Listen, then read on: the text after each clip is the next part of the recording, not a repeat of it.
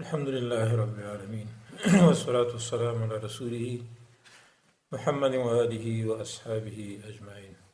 أما بعد، سلسلة الفقه الجهادي لغلړی روانه په هغې کې تقریبا دا بحث شروع چې د جهاد اهمیت او جهاد ته ولې ضرورت دی. هغې کې تقریبا 20 وجې بیان شوي او باقی پاتې و انشاءالله نن بیانېږي چې جهاد ته ځکه ضرورت دی. 21 نمبر کې جهاد ځکه ضرور او اهم دی تر څو چې ټول کفار یا ایمان رانه وړي او یا د هغوی نه جزیه وانه خسر شي، یا په بل عبارت یا به مسلم پاتې وي او یا به مسالم. مسالم دا معنا چې د کافر سره به جنگ تر هغې کېږي چې دی جزیه قبول کړي او یا مسلمان شي. 3 نمبر کې بیا قتل دی که دا دواړه نه مان. د دې دلیل سورة توبه کې 9 نمبر آیت الله سبحانه وتعالی فرمایي: اعوذ بالله من الشیطان الرجیم قاتلوا الذين لا يؤمنون بالله ولا باليوم الآخر ولا يحرمون ما حرم الله ورسوله ولا يدينون دين الحق من الذين اوتوا الكتاب حتى يعطوا الجزية عن يد وهم صاغرون. یعنی تاسې جنگ کوئ دا کسانو سره چې ایمان نه لري په الله باندې او نه په ورځ آخرت، او نه دوی حرام ګڼي هغه څه چې الله حرام کړي دي او د هغه رسول حرام کړي دي، او نه دوی عمل کوي په هغه حق دین باندې چې هغه دین د اسلام دی. دا کسان اوتل کتاب چې ورکړی شوی د هغوی ته کتاب تر دې پورې دغه سره جنګېږي حتی یعطوا الجزیه چې دوی ورکړي جزیه عن ید لاس په لاس وهم صاغرون، په داسې حال کې چې دوی به ذلیله وي. آیات دلیل په دې باندې چې د کافرو سره به تر هغې پورې جنګ کېږي چې دوی یا خو جزیه ورکړي، دې ته مسالمین وایي، او دا جزیه به لاس په لاس ورکوي. د جزیې نه وروسته به داسې نه وي چې دوی به هماغه شانې طاقت والا وي، نه، وهم صاغرون، دوی به ذلیله ګرځي. د زندګۍ حق ولري خو ذلیله زندګي به کوي. عمر فاروق رضی الله عنه په هغه شروطو عمریو کې امام ابن قیم د هغه نه نقل کړي دي په احکام اهل ذمه کې چې په اسونو باندې به دغه یهود سورېدلی نه شو، وسله به یې نه ګرځوله. دغه شانې زندګي به دوی ته مهیا کېږي چې هغه د ذلت زندګي وي. نو دا 21 نمبر کې. 22 نمبر کې دوستانو جهاد ځکه لازم دی چې د مقتولینو شهداو بدل اخیستل د دې لپاره جهاد باید چې وشي، دا فرض دی. الله سبحانه وتعالی فرمایي: یا ایها الذین آمنوا کتب علیکم القصاص فی القتل. ایمان والو فرض کړی شوی ده په تاسو باندې بدل اخیستل په باره د مقتولینو کې. چې کله تاسو نه مقتولین وشو، شهدا نه وشو، نو د هغې بدل هم لازم دی. 8مه سنه کې چې کله رسول الله صلی الله علیه وسلم د عمرې دپاره مکې ته لاړ او جنګ کولو اراده هم نه و، نو د مکې کفارو دی منع کړو، نو بیا هم د جنګ هغه اراده یې نه وه.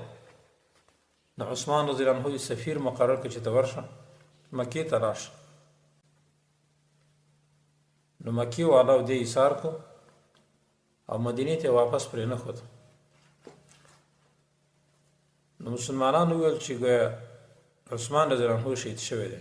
چا دا اوازه خوره کړه چې عثمان رضی الله عنه شهید شو. نو رسول الله صلی الله علیه وسلم وویل چې عثمان رضی الله عنه بدل به ضرور اخیستلی کېږي، دا به ضرور اخلو. چې بیا رسول الله صلی الله علیه وسلم د 400 صحابه کرامو سره دا مشوره وکړه او د جهاد دپاره د هغوی نه بیعت واخیست چېرې موږ به د عثمان رضی الله عنه بدل اخلو. ور 400 صحابه کرامو د رسول الله صلی الله علیه وسلم سره د عثمان رضی الله عنه په بدل کې بیعت وکړه چې ګوره موږ به د بدل ضرور اخلو. یو کس دی. نو چې کفارو ته کله دا خبر ورسېد، نو هغوی عثمان رضی الله عنه زر خوشي کړ. البته دغه بیت ته داسې اشاره په قرآن عظیم شان کې الله سبحانه وتعالی کړې ده، لقد رضي الله عن المؤمنین اذ یبایعونک تحت الشجره، سورة فتح کې په تحقیق راځي دی الله د مؤمنانو نه چې کله تا سره هغوی بیعت کو په جهاد باندې په مرګ باندې د ونې لاندې نه، هغې ته به شجرة الرضوان ویلي. نو الله د دې صحابو صفت وکړه. اوس عثمان رضی الله عنه دلته یو کسو، یو شخص، او دا خبر د ده د شهادت هم صحیح نه و، لیکن دغه صحابه کرام رسول الله صلی الله علیه وسلم دې ته آماده کړ چې تاسو به د عثمان رضی الله عنه بدل اخلئ. نن چې موږ تاسو وګورو په زرونو مسلمانان شهیدان شوي په جیلونو کې پراته دي، آیا هغوی به زموږ د بدلې انتظار نه کوي؟ نو څنګه جهاد پرېښودلی شي؟ د طاغوتي حکومتونو د لاسه، د مرتدو حکومتونو د لاسه پاکستان، افغانستان، امریکا وغیره دې ټولو څومره مسلمانان شهیدان کړي، څومره هغوی سره په جیلونو کې د دې ټولو د راخلاصولو دپاره، د دې د انتقام دپاره نن جهاد لازم دی، فرض دی د دې حدیث په بنا باندې. 30 نمبر کې نن د ټولې نړۍ کفارو د مسلمانانو سره عهود مات کړي، او چې کله کافر عهد مات کی نو بیا ورسره جهاد فرض و لازم دی، او دا موجب د قتال هم دی. سورة توبه کې الله فرمایي وَإِن نَكَثُوا أَيْمَانَهُمْ من بعد عهدهم وطعنوا في دينكم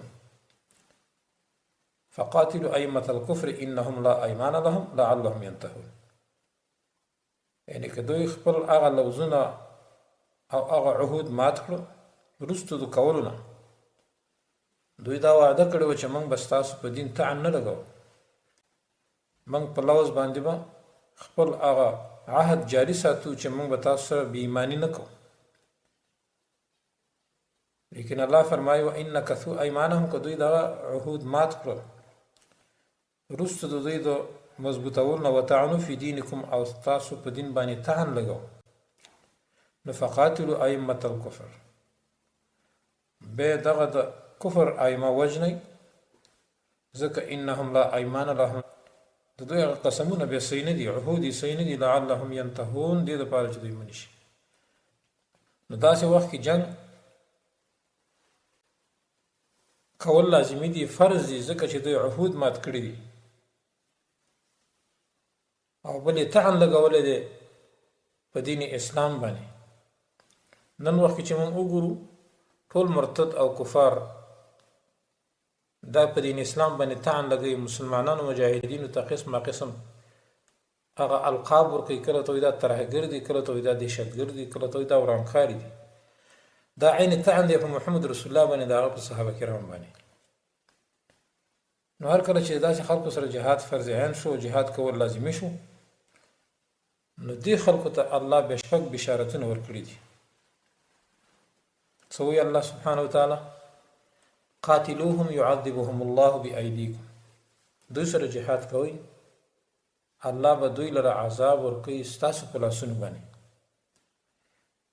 یو بشارت خدا شو چې زمونږ په لاسونو باندې به الله دې کافرو ته څه ورکوي؟ عذاب ورکوي. دویم ویخزهم، دوی به الله شرموي، جنگ سره وکړي الله به ضرور دوی شرموي. دریم نمبر کې وینصرکم علیهم، الله به نصرت کوي تاسو سره د دوی په مقابل کې، چې د کافرو سره موږ او تاسو جنگ وکړو نو الله موږ او تاسو سره نصرت راکوي. څلورم نمبر کې ویشفي صدور قوم مؤمنین، د مؤمنانو زړونه به یخیږي د دوی په وژلو باندې، د دوی په مردارولو باندې. څلورم نمبر کې دا. پنځم نمبر کې زیر هغه دا ده چې ویذهب قلوبهم، د دوی غصې به ختمیږي په دې باندې. دوی خو ډېر غصه دي کار مسلمانانو ته، الله سبحانه وتعالی به د دوی په دې مرګ باندې او د دې مجاهدینو په جهاد کولو باندې د دوی د زړونو غصې ختمیږي. شپږم نمبر کې ویتوب علی من یشاء، الله سبحانه وتعالی به بعضې د دوی نه مسلمانان جوړ کړي، توفیق د توبې به ورکړي، د کفر د ارتداد نه به توبه وباسي، مسلمانان بشي. والله علیم حکیم، الله عالم دی، حکمتونو والا دی. نو 30 نمبر کې دوستانو جهاد ځکه فرض و لازم شو چې د دې مرتدینو عهود نشته لري، عهود یې مات کړي دي، د دوی په لوز به سړی نه دوکه کیږي چې دوی سره ته خبرې وکړه د صلح نه. څلېرویشتم نمبر کې ځکه جهاد لازم او ضرور دی چې کفار کله په مسلمانانو باندې حمله وکړي او د مسلمانانو ملک ته داخل شي، یا یو مسلمان باندې حمله وکړي، نو په دغه وخت کې به جهاد فرض عین ګرځي، بینو لازم دی. سورة بقره 190 نمبر آیات کې الله فرمایي وقاتلوا فی سبیل الله الذین یقاتلونکم، تاسو جنگ کوئ د کسانو سره د الله په لار کې چې تاسو سره جنگ کوي. ولا تعتدوا، زیاتې مه کوئ، ان الله لا يحب المعتدین، الله نه خوښوي هغه زیاتې کوونکي. نو چې مسلمانانو باندې کله کافرو حمله وکړه نو په دغه وخت بیا جهاد فرض و لازم دی. موږ مخکې د شیخ الاسلام ابن تیمیه رحمه الله قول ذکر کړو، هغه فرمایي چې کله یو کافر حمله وکړي په مسلمانانو باندې نو بیا د هغې دفع کول د شهادتین نه وروسته زیات اوجب دی، زیات لازم دی. اول کلمه طیبه، دویم نمبر کې جهاد، بیا دریم منځ د شیخ الاسلام ابن تیمیه بیا اجماع نقل کړو. او د دې وضاحت د رسول الله صلی الله علیه وسلم په سیرت کې ښه کیدی شي، ځکه غزوه خندق کې چې کله کفارو په مدینه حمله وکړه نو رسول الله صلی الله علیه وسلم ټولو مؤمنانو ته د جهاد حکم وکړ. او چې کله بیا په غزوه تبوک کې رسول الله صلی الله علیه وسلم صحابه کرام باندې او مؤمنانو باندې دغه کافرو حمله کوله نو رسول الله صلی الله علیه وسلم ټول سرزمین عرب ته هم وکړ چې ګوره تاسو به د مدینې او د تبوک نه دفاع کوئ. نو دا هم دلیل دی چې کله کافر په یو ځای باندې حمله وکړي نو د ټولو دنیا مسلمانانو ته بیا یو ځای په دغه کافرو باندې حمله پکاره چې دغه مسلمانانو د ځمکې دفاع وشي، د مسلمانانو دفاع وشي. 15 نمبر کې جهاد ځکه لازم او فرض دی چې دا توغیت یا دا کافر او دا مسلمانان د خپل ځایونو نه ویستي دي، د کورونو نه ویستي، کورونه ته قبضه کړي دي، نو دا هغوی د دغه ځایونو د نیولو لپاره د دغه مسلمانانو د بیته په خپل ځای کولو لپاره جهاد هم لازم دی. سورة بقره کې الله فرمایي واقتلوهم حيث ثقفتموهم واخرجوهم من حيث اخرجوكم، تاسو دا کافر وژنئ کوم ځای کې چې تاسو مومئ او دوی وباسئ د هغه ځای نه چې تاسو یې ویستي دي. دا آیات دلیل دی په دې باندې چې قتال به دې دپاره هم کیدی شي چې که یو ځای تا نه ونیو، یو ملک، یو ښار، یو کور د مسلمانانو دې کافرو لاندې کړ، تر هغې پورې به دوی سره جهاد کیدی شي تر څو چې دغه کور بیرته مسلمان ته حواله شوی نه وي. د دې بل دلیل د سورة بقرې د طالوت هغه واقعه ده چې هغوی کله کورونه کفار وویستل نو دا یې وویل چې وما لنا الا نقاتل فی سبیل الله وقد اخرجنا من دیارنا وابنائنا، څه شوي دي چې موږ لره څه شوي دي چې موږ به جهاد د الله په لار کې نه کوو، حالانکه موږ ویستلی شوي د خپلو کورونو نه او د خپلو بچو نه. د دې مطلب دا ده چې موږ تر څو خپل کورونه د دې کافرو نه اخیستي نه او خپل دغه کورونه موږ ته حواله شوي نه تر هغې پورې به جهاد جاري وي. نو دا 15مه وجه وه دوستانو. لہذا د جهاد اهمیت او د جهاد ضروروالی د دې 15 وجه نه دوستانو نور وجه هم شته، خو موږ د اختصار نه کار واخست. یو څو اهم مسلې دي په دې باره کې. اکثر خلک چې چېرته د جهاد ذکر وشي یو مسله ده نو هغوی ذهن بل طرف ته لاړ شي، څوک وایي دام جهاد دی چې مدرسه جوړه کړي تدریس کې، څوک وایي دام جهاد دی چې بستره واخلي او د الله په لار کې وځي، دام جهاد دی، څوک څه وایي څوک څه وایي. امام ابن رشد هغه فرمایي چې د جهاد کلمه حيث ما اطلقت کلمه الجهاد فانها تعني قتال الكفار بالسيف، و چې د جهاد کلمه کله مطلق په قرآن عظیم شان یا په حدیث رسول الله کې ذکر شي نو دا غینا او بیا قتل د کفار مرادی په تور سره قتال به سیف مرادی تر دې پوری چې د یا مسلمانان شي او یعطل جزیه عن ید وهم صاغرون. نو د جهاد کلمه چې کوم ځای کې مطلق ذکر شي د دین مراد به شي هغه قتال فی سبیل الله وي په تور باندې نو به د جهاد اطلاق وګل شي نشي کېږي. دویم دا فی سبیل الله چې مونږ وایو دا مصطلح شرعي دی اگر که نورو د الله هغه خو لارو ته دا شامل دی فی سبیل الله چې څوک وایي لکن دی مصطلح شرعي ته چې وګورو دین بیا مراد غزا او قتال مراد وي. مونږ وایو کنه الجهاد فی سبیل الله نو بعضې صاحبان دي هغه بستره مراد کی چې زه خو بستره واخله وزه 3 ورځې ولګوم یا 4 ورځې ولګوم دا فی سبیل الله شي.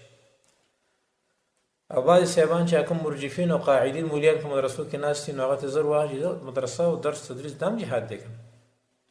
نه سبیل الله مصطلح شرعي دی د دې نه مراد غزوه او قتال مراد دی. لکه د دې وضاحت پوره شهید عبدالعظام رحمه الله کړی دی په مختصر موسوعه کې. بل دوستانو جهاد فرض عین دی په دې وخت کې لکه مونځ نو دا به نه ساقطیږي د یو مکلف شخص نه مګر په مرګ سره چې کله انسان مړ شوی نه تر هغې پورې به د ده د جهاد فریضه ساقطه شوي نه وي. لکه مونځ چې د مسلمان نه ساقطیږي مګر په مرګ سره ساقطیږي دارنګې جهاد هم نه ساقطیږي مګر په مرګ سره تر څو چې موږ او تاسې مړ شوي نه وي تر هغې پورې به موږ او تاسې د دې جهاد د فریضې نه نشو فارغېدلی. چې کله انسان مړ شي بیا مکلف نه دی.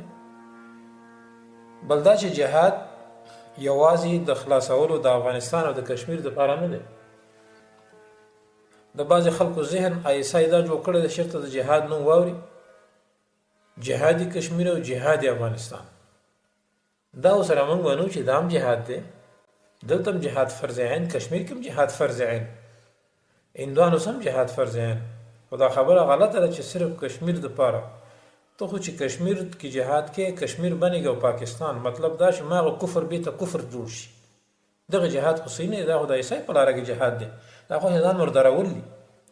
ما مخکې دې وضاحت کړی و چې رسول الله صلی الله علیه وسلم د جهاد تعریف کړی دی من قاتل لتكون کلمة الله هي العليا فهو فی سبیل الله. څوک چې قتال د الله په لار کې کوي څه دپاره کوي دې دپاره چې د الله کلمه اوچته شي او بیا د کلمة الله موږ ډېره غټه تشریح کړې وه چې قانون د الله شي حدود نافذ شي د طاغوت لاس ختم شي د کفارو لاس ختم شي مسلمان ته خپل ملک حواله شي مسلمان پکې په خوشحالۍ او په سالمیت باندې زندگی وکړي دا کلمة الله ده. دا کلمة الله نه ده چې ته کشمیر کې ځان مردار کی او د پاکستان د لړمیکالي قانون به تراولي یا دا وایي چې ته د وطن دپاره جنګېږم دفاع د وطن ته جهاد دا غلطه خبره ده. لہذا سبیل الله چې دا مصطلح شرعي دی د دې نه مراد غزوه او قتال مراد دی.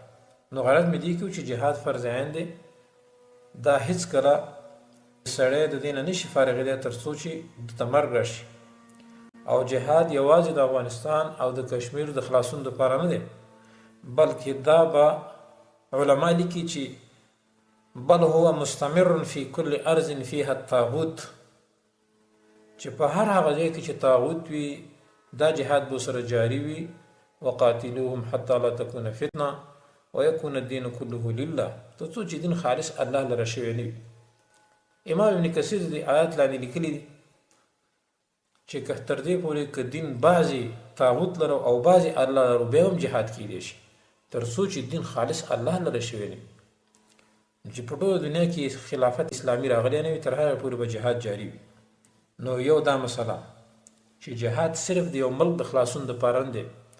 د بعضو خلکو دا ذهنونه جوړ دي لکه د بعضو صاحبانو چې بس افغانستان ته خارجیان راغلي جهاد ورسره پکار دی او موږ به دغې کې جنګېږو. نه یوازې د خلاصولو د افغانستان دپاره جهاد نه دی بلکې د اسلامي خلافت د راوستو دپاره جهاد دی او چې دا دین ټولې دنیا ته ورسېږي یوازې افغانستان پورې خاص نه چې جهاد راوړي د افغانستان پورې خاص کړي دا ډېره غلطه نظریه ده. نظریه به تنګه نه ساتي عامه نظریه به داسې ساتي چې تر څو چې په ټوله دنیا کې د مسلمانانو ملکونه د کفارو تسلط نه خلاص شوي نه وي. بخارا او اندلس، قرطبه، دا د روسیانو چې کوم نیولي جمهوریتونه دي، بخارا او تاجکستان، دا ټول عین تر چین نه پورې، عین تر هند پورې، دا ټول ملکونه د مسلمانانو دغه را خلاصولو لپاره جهاد به تر قیامت جاری وي. دی وجه رسول الله ته اشاره کړله چې الجهاد ماد الی یوم القیامه، جهاد به تر قیامت پورې جاری وي. بل حدیث کې راځي تر څو چې دشمن موجود وي جهاد به کېدی شي. لہذا دا خبره غلطه ده چې جهاد صرف د افغانستان او د کشمیر لپاره دی. نه، دا د ایسای خبرې دي، ایسای خلکو له دا ذهن جوړ کړی دی. دویم مسله، علما لیکي چې ان الامه آثمه ما دامت بقعه من اراضي المسلمين بيد اعداء ولا يسلم الا من نفر في سبيل الله. او دا ټول امت دا ګناهګار دی ترڅو چې یو نظمکه د مسلمانانو د دشمن په لاس کې وي، او د دې ګناه نه خلاصيږي مګر هغه څوک چې د الله په لار کې وځي. مطلب دا دی چې یو نظمکه د مسلمانانو د کافرو په لاس کې وي، نو دا ټول امت ګناهګار دی ترڅو چې دوی جهاد ونه کړي، مګر هغه کس د ګناه نه بچ دی چې هغه د الله په لار کې وځي. مطلب دی قتال فی سبیل الله ته راوځي. او جهاد د هغه وخت نه فرض شوی دی چې کله اندلس سقوط وکړ، لکه اسلامي خلافت ختم شو، نو تر هغه وخت نه جهاد فرض عین ګرځېدلی دی. خو افسوس چې علما په دې باندې چپ پاتې شوي دي، او تر هغه پورې به دا جهاد جاری وي تر څو چې ټول ځمکه د مسلمانانو په دې دنیا کې بیرته مسلمانانو ته سپارل شوي نه وي.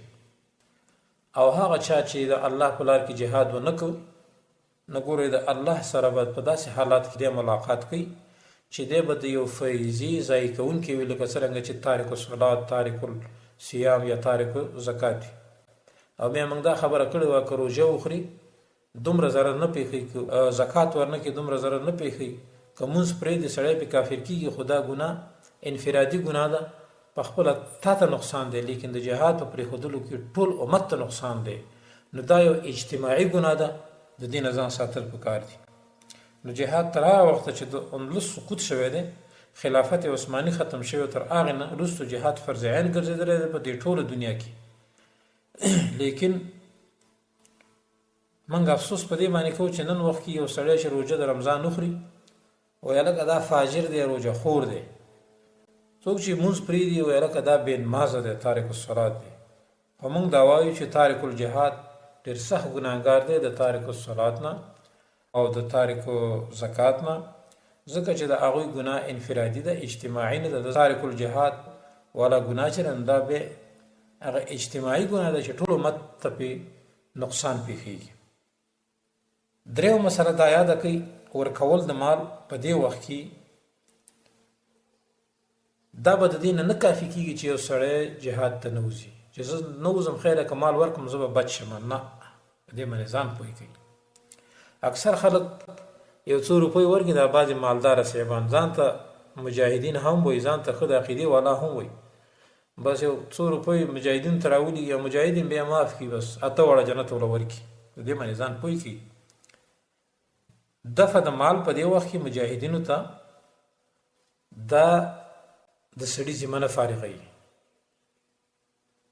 تاسو وګورئ غزوه تبوک کې نبی علیه الصلاة والسلام صحابه کرام معاف نه کړه د دې نه چې تاسې موږ سره مه وځئ، بعضې مالداره چې تاسو مال ورکړه خیر دی. ډېر زره صحابه کرامو غزوه تبوک کې د هغوی نه 3 کسه پاتې شو. غزوه تبوک کې جهاد فرض عین و، ډېر زره صحابه کرام د رسول الله صلی الله علیه وسلم سره و، لیکن د دې 10,000 نه 3 کسان پاتې شو. ګوره د 10,000 نه 3 کسان، هلال ابن امیه، مراره ابن ربیع، کعب ابن مالک، 3 صحابه کرام رسول الله صلی الله علیه وسلم سره مخکې په غزواتو کې شرکت هم کړی دی، لیکن دا 3 کسه ته پاتې شو. رسول الله صلی الله علیه وسلم د هغوی سره 50 ورځې خبرې ونه کړې، ان تر دې چې خپلو بیبیانو هم تېنه فراق اختیار وکړو، ویل موږ هم د سره خبرې نه کوو، رسول الله ته امر کړی. نو د دې نه دا معلومه شوه چې فرض عین جهاد کې نیابت نه صحیح کېږي.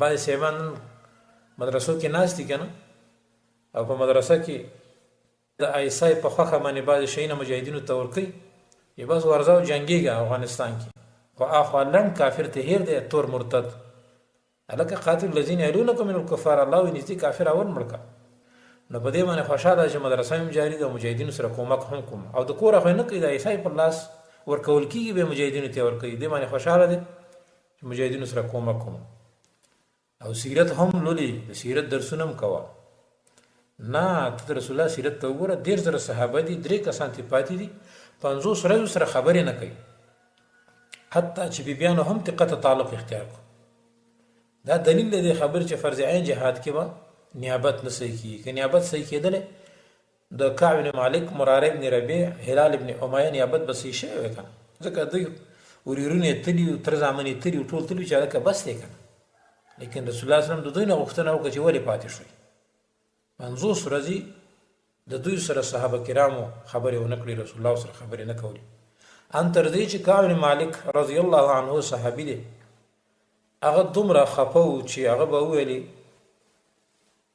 چې کله به رسول الله صلی الله علیه وسلم شونډې خوځوي زما په سلام اخیستلو باندې چې زه ورته سلام واچوم او دی سلام نه اخلي وایي ما به شونډو ته کتل د رسول الله صلی الله علیه وسلم ته چې کله به دی شونډې خوځوي چې وعلیکم ده ووایي زما به لږ تسل وشي خو هغې هم نه کو رسول الله چې په کله دی به راغی سلام به یې وایي چې رسول الله به ته مخ واړو خبرې ورسره نه کول حالانکه 1,000 صحابه کرام غزوه تبوک کې حضور صرف د 3 کسه پاتې شوي دا دلیل دی خبرې چې ته مال ورکې او د جهاد نه پاتې ته تارک الجهاد لکه څرنګه چې د تارک الصلات باندې اطلاق کیږي د دې خبرې چې دا منځ پرېږدي نو دارنګې یو سړی جهاد پرېږدي نو دا تارک الجهاد دی او کله چې غزوه تبوک کې عثمان رضی الله عنه 1000 باره اوښان سره د څه ورکړو د غلی ورکړو او زری اوښان ورکړو بعض روایتو کې 800 ورځې هغې ته جیش العسره وایي سخت حالات لیکن عثمان رضی الله عنه ته رسول الله صلی الله علیه وسلم ونه ویل چې خیر دی تا ډېر مال ورکړی ته مه اوسه معافي نه کړه ابو بکر صدیق رضی الله عنه ټول مال ورکړ غزوه تبوک کې عمر فاروق رضی الله عنه نیم مال ورکړ او داسې ورته ونه ویل چې خیر دی کنه لا تخرجو تاسو مه وځئ وليخرج مکانکم عمار و بلال ستاسو په ځای د عمار او بلال وځي خیر دی ځکه غریبانان دي مالین دی ورکړه تاسو ټول مال ورکړه د دې وجه نه علما لیکي چې عبادت بدني لا يسد عنها المال هغې نه مال نه صحیح کېږي په خپله به هم ځي دا خو داسې حساب دی لکه سړی چې مونځ کوي لکه زما دپاره مونځ وکړه پیسې به درکړم نو عبادت بدني چې دی لا يسد عنها المال د دې نه مال نیابت کې نه صحیح کېږي او نه د مال دفع کول په بدل د مونځ کې یا په بدل د روژه کې که ته په هغې باندې قادر یو خو هغه چې قادر نه وس دې نشته غیر مکلف خیر څلورم نمبر کې دوستانو جهاد چې دا یو فریضه د عمر ده دا په یو مکان پورې خاص نه ده لکه مخکې موږ هغې ته اشاره وکړه چې کله جهاد غږ وشي او بیا خاص کر په پاکستان کې فوراً به ذهن لاړ شي او جهاد افغانستان او یا جهاد کشمیر نه دا د یو مکان پورې خاص نه ده دویم نمبر کې جهاد د یو زمان پورې هم خاص نه ده د یو زمانې پورې به جهاد نه خاص کې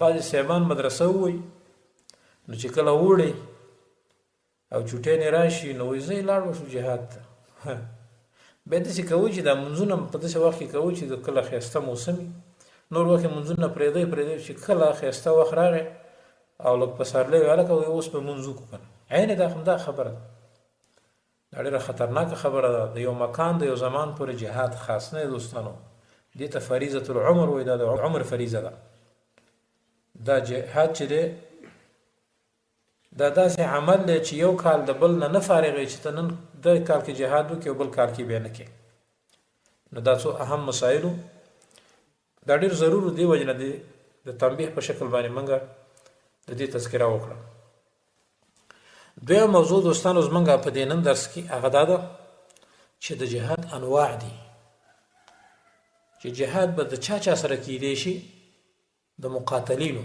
د هغې انواع د کوم کافرو سره جهاد کیدی شي نو اول به جهاد د اصلي کفارو سره کیدی شي دا ځکه چې دا هر چاته معلومات دي. یهود، نصارا، صلیبیان، د بوتانو والا، مجوس او د هغوی په شان نور. د دې د قتال په وجوب کې د قرآن او سنت نه ډېر دلایل دي. سورة توبه کې الله فرمایي وقاتلوا المشرکین کافة کما یقاتلونکم کافة. تاسو د مشرکینو سره قتال کوئ ټول لکه څرنګه چې تاسو سره دوی ټول قتال کوي. او بل ځای الله فرمایي فإذا انسلخ الأشهر الحرم فاقتلوا المشرکین حيث وجدتموهم وخذوهم واحصروهم وقعدوا لهم كل مرصد. تاسو کله چې میاشتې د حرمت تېرې شي نو دا مشرکین وژنئ چېرته چې ومومئ او رانیسئ دوی لره او راګیروئ دوی لره او کښېنئ دوی ته په هر مورچل کې. بل ځای الله فرمایي په سورة توبه کې کوم آیات چې موږ مخکې تلاوت کړو قاتلوا الذین لا یؤمنون بالله ولا بالیوم الآخر ولا يحرمون ما حرم الله ورسوله. تاسو دا کسانو سره جنګ کوئ چې ایمان په الله نه لري نه په ورځ د قیامت لري او نه هغه شی حراموي چې الله او رسول ورته حرام ویلی دی او نه په دین باندې عمل کوي. دا کسانو چې هغوی ته کتاب ورکړی شوی چې یهود نصارا دي تر دې پورې به جهاد کیدی شي دوی سره حتی یعطوا الجزیة چې دوی یا خو جزیه ورکړي عن ید لاس په لاس وهم صاغرون او په دې حال کې چې دوی به ذلیله وي. د دې وجه نه دا اصلي کافرو سره جهاد د دې خو ډېر دلایل دي نو د دوی سره به جهاد کیدی شي. دویم نمبر کې جهاد د مرتدینو سره دی او هغه څوک چې د الله د حکم نه وځي.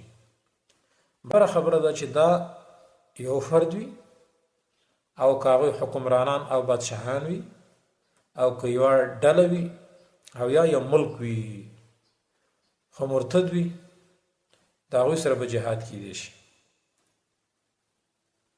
قتال د دغه مرتدینو سره برابر خبره چې یو کس وي او که ډله وي او که یو حکومت وي او که یا یو تنظیم وي نو دا په مسلمانانو باندې واجب دی په نص او اجماع سره. مخکې دې نه چې موږ د مرتدینو سره د قتال دلایل ذکر کو نو اول به موږ دا ووایو چې ارتداد څه ته ویل کېږي. د ارتداد تعریف چې مرتد چا ته ویل کېږي اکثر خلک په دې کې لکه نه پوهېږي چې مرتد چا ته ویل کېږي.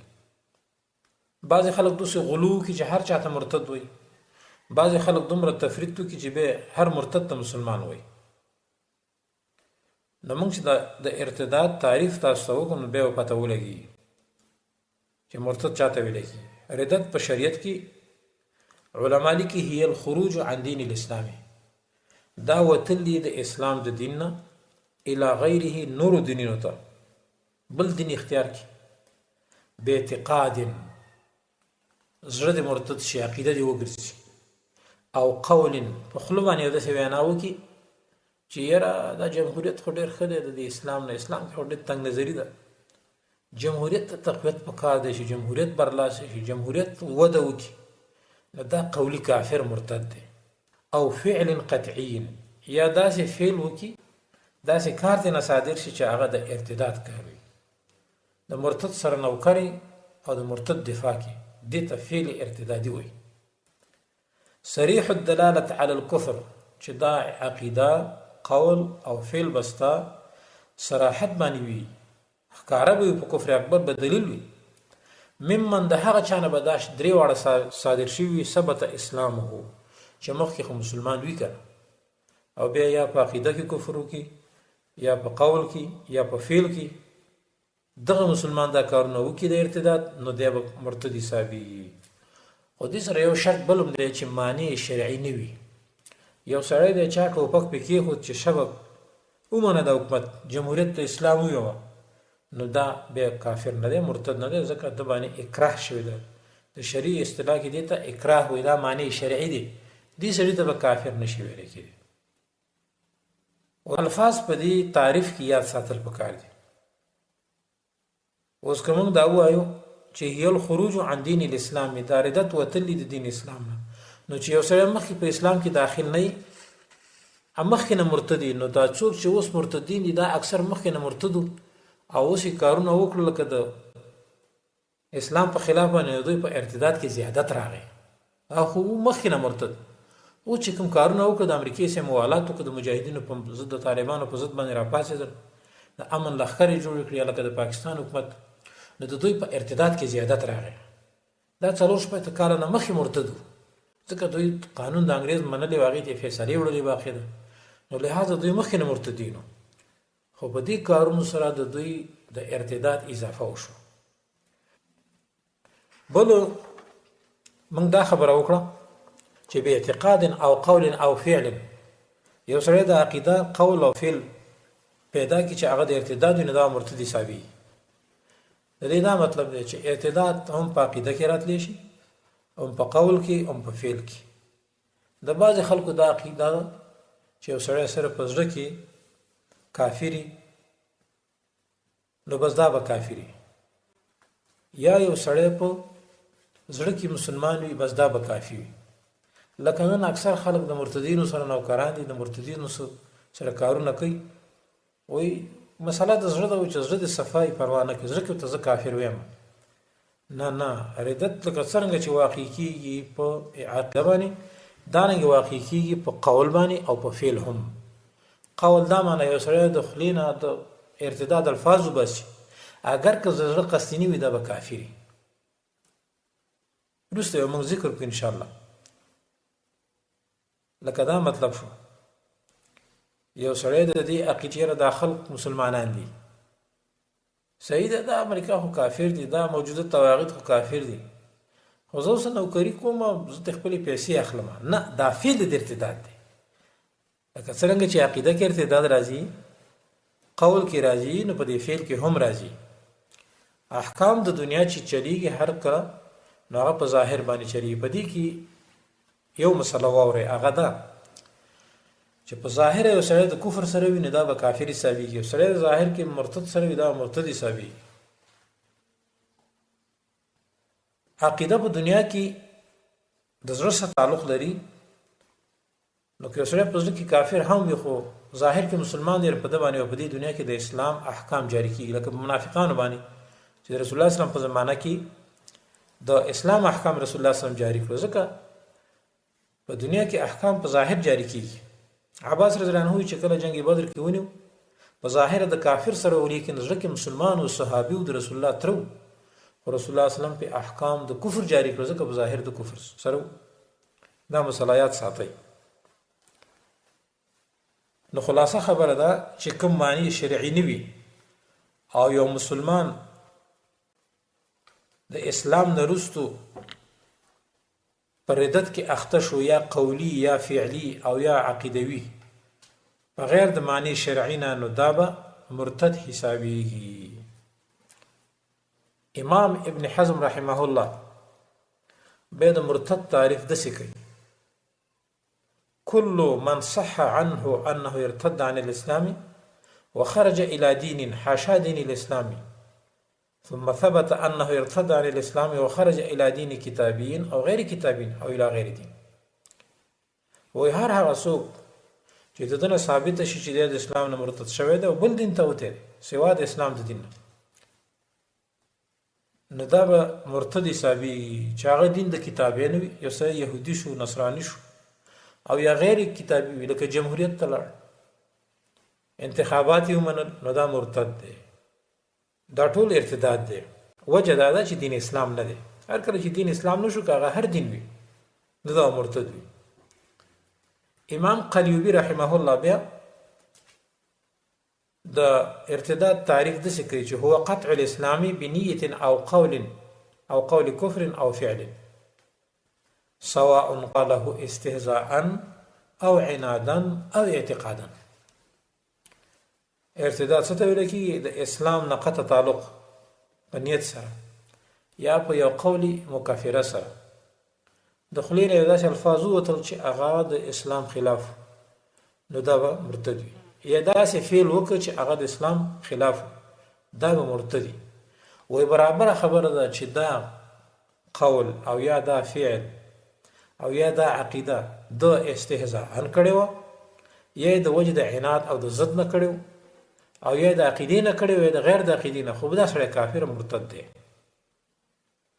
نو د دې قلیوبی رحمه الله د تعریف نه دا معلومیږي چې ردت د زړه عمل سره هم ثابتېږي، چې په زړه کې ارتداد راځي، لکه څرنګه چې په قول او فعل مجرد سره راځي، اگر که عقیده نه وي. لکه نن وخت اکثر حال د اوسنی مرتدینو دی. اکثر مرتدین چې اوس راټینګ کې وي زما خو عقیده نه ده، زه خو منظم کوي آیلم رواني غټه ګیرې وي، ښایسته پټکیم والی وي، رومال هم کله په سر اچولی وي، خو د مرتدینو سره کار کوي، مرتد باندې زړه ښه دی، کله کله لا جهاد هم کوي. ولې دی عقیدوي خو نه دی لیکن فعلي مرتد دی او یا قولی مرتد دی چې د جمهوریت نه دفاع کوي. امام ابن تیمیه رحمه الله به د ارتداد تعریف داسې کوي: المرتد كل من أتى بعد الإسلام من القول أو العمل بما يناقض الإسلام بحيث لا يجتمع معه. مرتد هغه چاته وایي چې د اسلام نه وروسته راتګ وکړي په داسې قول سره یا عمل سره چې هغه د اسلام مناقض وي، اسلام سره ټکراو وي چې د اسلام سره نه جمع کیږي. بل ځای کې راځي شیخ الاسلام ابن تیمیه رحمه الله فرمایي: وبالجمله فمن قال او فعل ما هو كفر كفر بذلك. خلاصه وي دا د هر هغه چا چې کومه وینا وکړله او یا کوم فعل تنه ظاهر شو هغه چې هغه کفر نو دی په دې باندې کافر کیږي. وان لم يقصد انه ان يكون كافرا، اگر کوي د قصد نه وي چې دا به کفر وي او بس دی په دې باندې مرتد دی. نو د تعریف د ابن تیمیه رحمه الله نه دا معلومه شو چې ردت هر قول او هر فعل چې هغه د اصل ایمان سره متصادم وي نو دا به ردت وي. کله کله کفر د کبر نه پیدا کیږي، د اعراض نه پیدا کیږي، د شک نه پیدا کیږي، کله د تکذیب نه پیدا کیږي. لہذا دا ردت چې د قول فعل او عقیده ټولو ته شامل دی. امام قاضی ابن فرحون مالکی به د ردت دا معنا کوي چې دا کفر دی رسو د اسلام نه. ابن حاجب به وی وتكون بصريح ولفظ يقتضيه وبفعل يتضمنه، چې دا ارتداد په قول سره وی چې صریح قول وي یا په فعل سره وی چې هغه متضمن د ردت وي. صریح دا معنا چې سره دا وی چې زه د الله سره شرک جوړم یا په محمد رسول الله باندې کفر کوم نعوذ بالله، یا مثلا بل داسې خبره کوي چې هغه صریح الفاظ وي. او دارنګي یا هغه چې تقاضا کوي دغه لفظ په کفر او ردت باندې، لکه سره استهزاء کوي د منځ پوسې د ګيري پسې یا د قانون د اسلام پسې چې مړه د طالبانو څخه نظام د سره ټولي ګيري دی پلانې دی، دا اوس د ردت الفاظ دي. یا داسې فعل د ردت وي چې هغه کفر او ارتداد متضمن وي، لکه یو سړی جماعت لمزي او کنیسي لمزي، درمسال لم رواني او دارنګي ګرجې لم رواني، او په ورځ د نوروز کې د دې مجوسیانو دغه اختر منځي، یا یو سړی لکه چې د عیسایانو اختر وي کریسمس ورته وي، کریسمس په عیسایان په هغه کې کیکونه وڅي کنه. نو زمونږ بعضې صاحبان چې ځان ته اسلامي تنظیمونه هم وي د دغه نصاراو سره په اخترو کې شرکت کوي او دغه کیکونه ولغوسي. شیخ الاسلام ابن تیمیه رحمه الله په اقتضاء صراط المستقیم کې لیکلي چې څوک کیکو سره غوڅ کی یا په دغه ورځ کې د عیسایانو سره شرکت وکړي او ورسره یو ځای شي. دا امام زهبي هم لیکلي دي، امام ابن تیمیه هم لیکلي دي، امام ابن فرحون هم لیکلي چې دا سړی هم مرتد دی. لہذا د کریسمس په ورځ باندې چې څوک د عیسایانو په دغه اختر کې د هغوی سره شرکت کوي او کیک ولغوڅوي دی هم مرتد دی، اگر که غټه ګیرې وي، اگر که ځان ته تنظیم اسلامي هم وي، جماعت اسلامي هم وي، جمعیت جهلا اسلام هم وي، دا به ټول مرتد او کافر حسابیږي. د دې تعریف په لحاظ چې مخکې سلف زموږ تعریف د ردت څنګه کړی دی په دې کې بدی راځي. دا تعریف جامع تعریف دی. خلاصه دا شو دوستانو چې ردت په قول سره راځي، په فعل سره راځي، په نیت سره راځي، په عقیده سره هم راځي. لہذا هر څوک چې د اسلام نه ووت په یو قول سره یا په یو فعل مکافر سره دی به مرتد وي. برابر خبره ده چې عقیده وي کې نه وي، دا سړی د زړه نه لګي او کنه ټوکې کوي، قصد وي کې نه وي، نو د مخکینو تعریفونو په اصطلاح باندې به دا سړی مرتد کافر وي. دا خو د مرتد تعریف شو چې ارتداد څه ته ویل کېږي، مرتد څه ته ویل کېږي. دویم نمبر کې دوستانو مسله واورئ چې مرتد به واجب القتل وي. دا به دوه قسمه دي. یو ځان ته مرتد دی، خو د دواړو قتل باندې د علماو اجماع ده، که هغه سړی وي که هغه ښځه وي. ښځه کې بعضې خلک اختلاف کوي چې ښځه مرتده شو وجنې وي که به نه وجنې. غوره قول لري جمهور علما وایي چې وجنې وي، مرتده بس فی الحال به ختمې. یو سړی مرتد شو، طایفه ممتنعه نه ده، لکه حکومت نه دی، عام شخص دی، نو دا سړی به هم قتلیږي. په دې کې حدیث راځي، وی علي رضی الله عنه ته زندیقان راوستلی شو، علي رضی الله عنه ایست هغه وسلو په اور باندې. عبدالله ابن عباس رضی الله عنه ته دا واقع ورسېده چې علي رضی الله عنه خو زندیقان وسلو. نو عبدالله ابن عباس وویل لو كنت انا لم احرقهم، که زه وی نو ما به دوی سوي نه وی، ځکه رسول الله صلی الله علیه وسلم د دې سن نه منې کړې او رسول الله ویلي لا تعذبوا بعذاب الله، تاسو دا خلکو له د الله په عذاب باندې عذاب مه ورکوئ. دا اور سوځېدل دا د الله عذاب دی او الله یې ورکوي. نو علي رضی الله عنه دا کار کړی دی، خو ما به دا نه کول. ولقتلتهم، ما به دوی قتل کړي وی، لقول رسول الله صلی الله علیه وسلم من بدل دینه فاقتلوه، چا چې دین بدل کړو نو وجنئ وی. ابن عباس په حدیث باندې په دې رد ونه کړ چې دی ولې مړه کړو، بلکې دی ویل چې قتل کړي به وی، خو صرف اور به نه سوځولې، ځکه د اور سوځېدل دا د الله عذاب دی چې الله په اور باندې سوځول کې په ورځ د قیامت کې. نور د ابن عباس هم دا رای ده چې مرتد به فی الحال قتلولی شي. په دې کې حدیث د ابو موسی اشعری هم راځي، رسول الله صلی الله علیه وسلم ابو موسی اشعری ولېږو یمن ته، بیا ورپسې معاذ بن جبل ولېږو. نو هر کله چې معاذ بن جبل ورغی، نو معاذ بن جبل ته هغه بالغ راواخت وته یې خودي.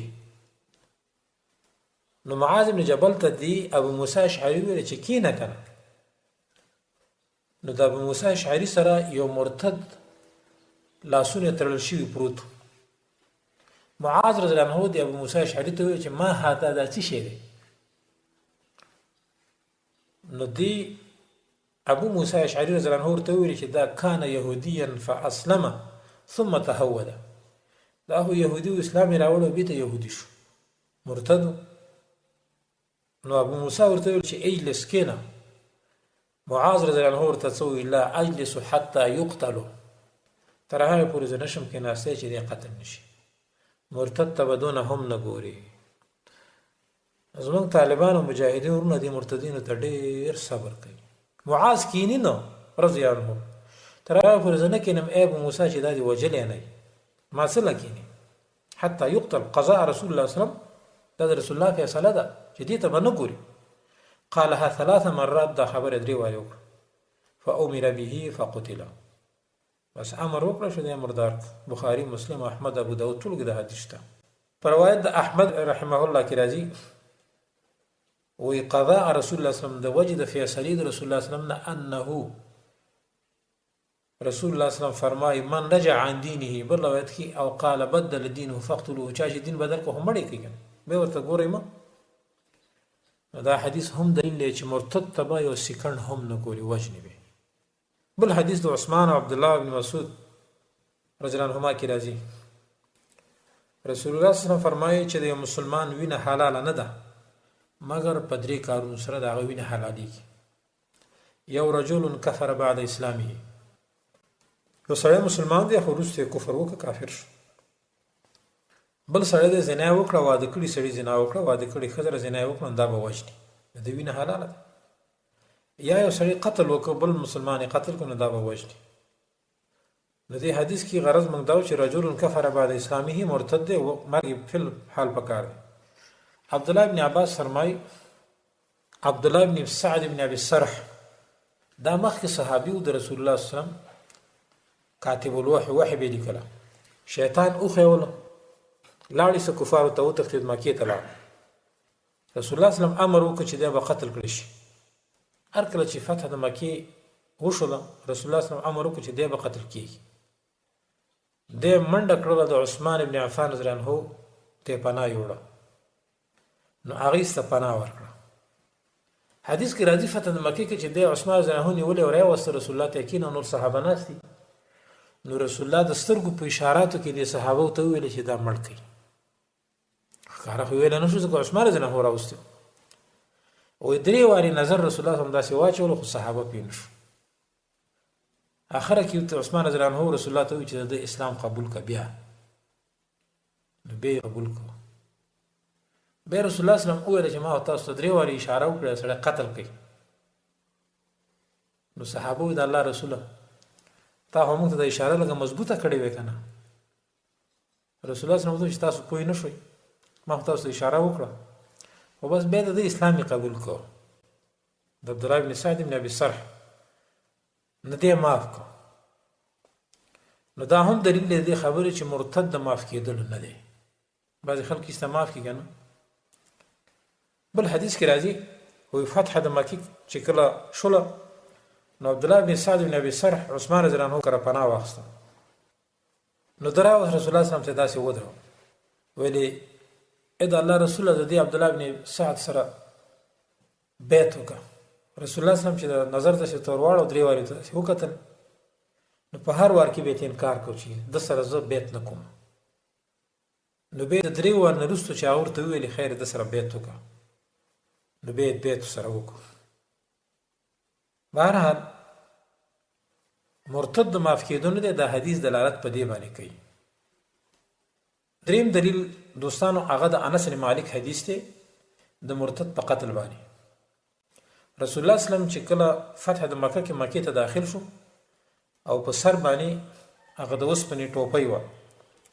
هر کله چې هغه ټوپۍ لرې کړه یو سړی راغی وی رسول الله ابن خطل چې دی دا متعلق باستار الکعبه د بیت الله د استار پورې نښتی.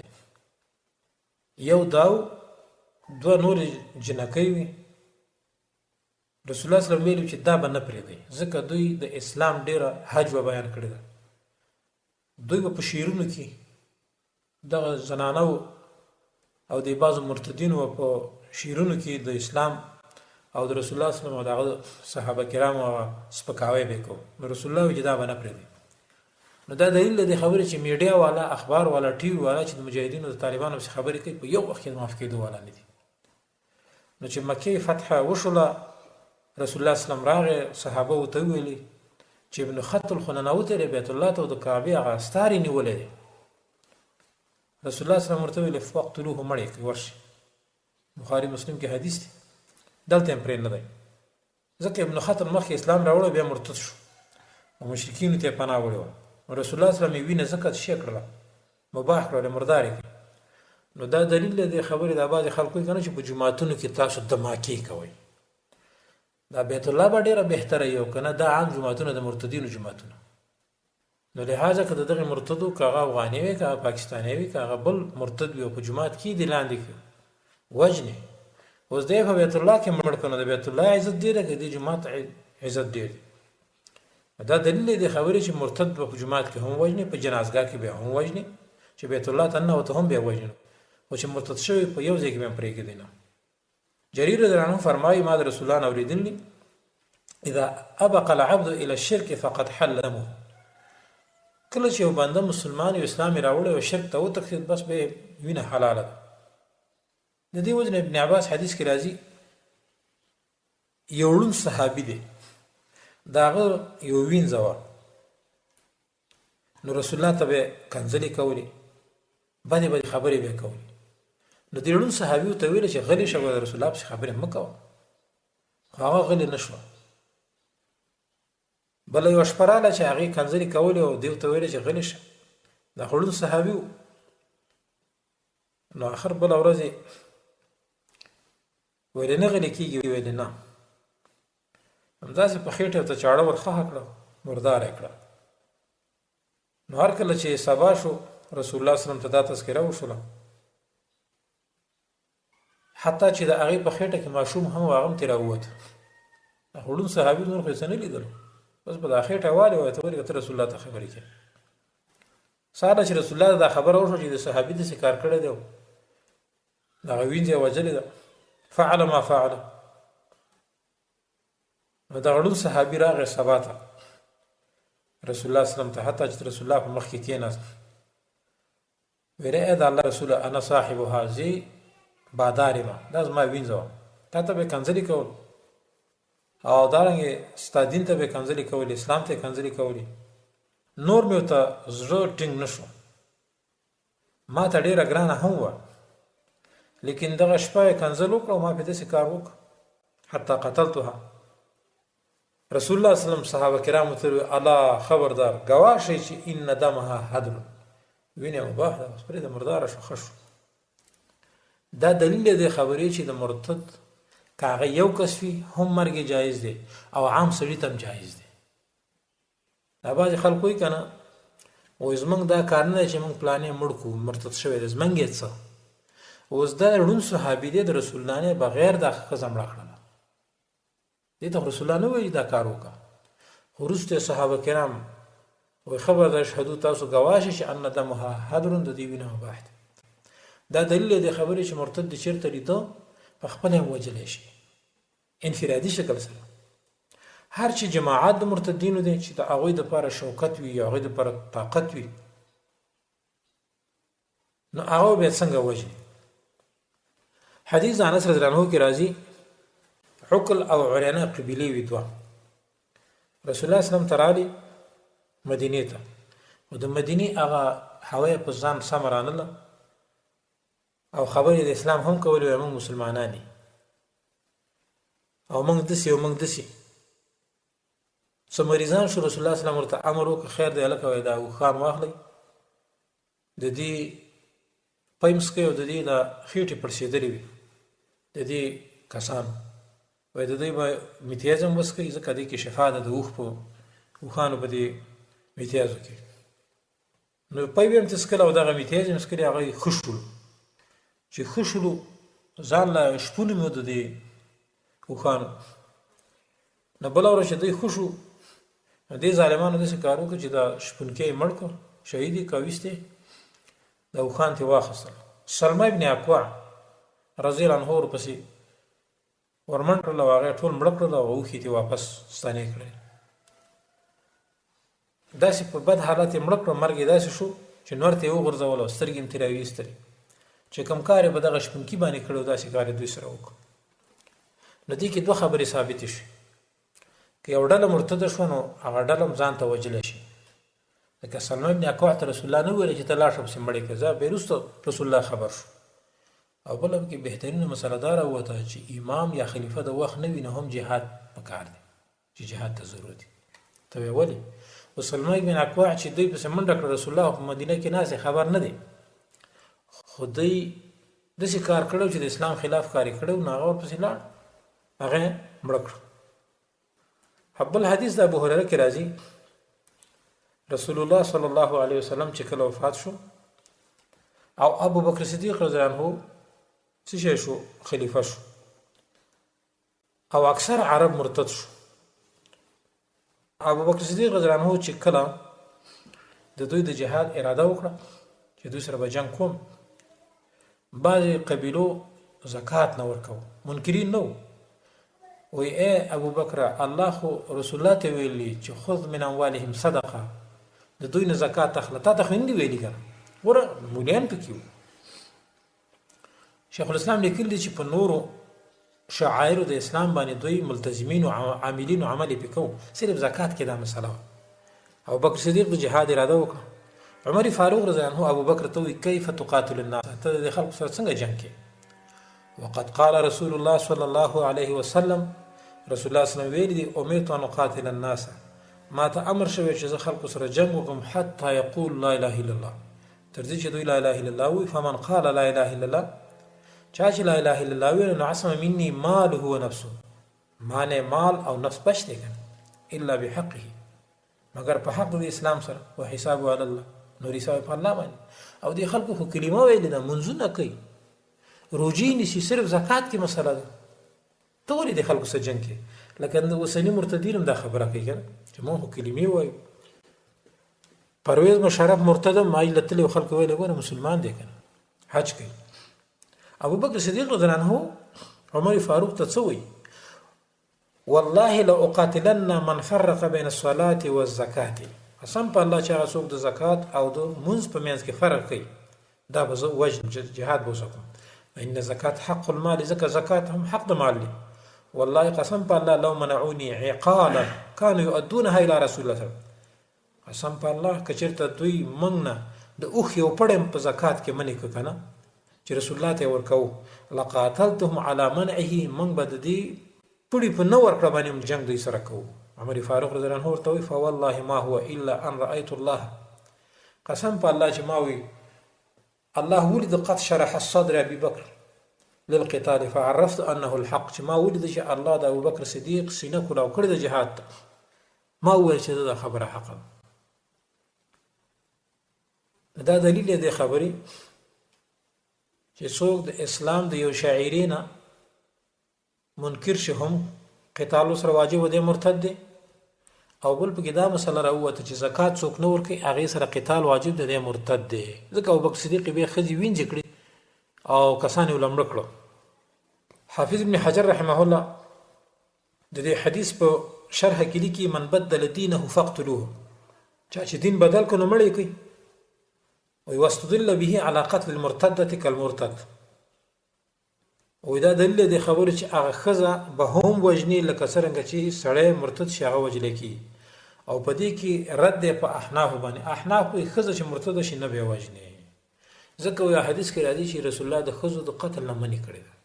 هغه په جهاد کې کړې ده چې ښځې به نه وژني، او هغه ښځه چې هغه اصلي کافره وي.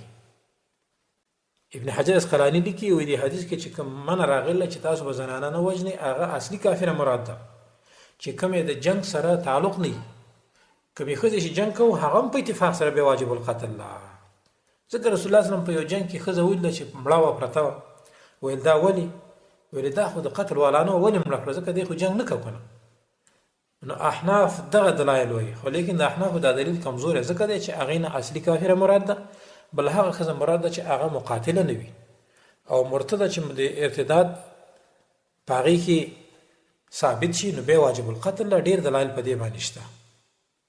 لکه دغه کې راځي حدیث کې چې ایما رجل ارتد عن الاسلام، معاذ بن جبل چې کله رسول الله صلی الله علیه وسلم یمن ته لیږه نو بیا ورته وویلې ایما رجل ارتد عن الاسلام، هر یو سړی چې د اسلام نه مرتد شو فان عاد دعوت له ورکه، نو که واپس شو والا فضرب عنقه، نو بیا به چټ وهي.